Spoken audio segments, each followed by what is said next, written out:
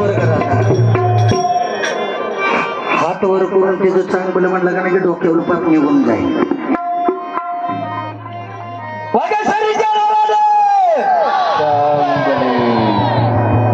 अजून आवाज एकीकरणाचा आला नाही ज्यांचं काय दुखत फुकत असेल ना तिचं नाव घेतलं दुःख फुकायचं बंद होईल ज्यांचं काय पोटात दुखत असेल ते पोटातले बी बंद होईल ज्यांना पैसा कमी पडत असेल त्या पैशाला देखील माप येणार नाही एवढा पैसा जवळ येईल भरपूर पैसा येईल भरपूर धनधान्य येईल घरामध्ये पीक पाणी भरपूर येईल मुलाबाळांना सुख लागेल का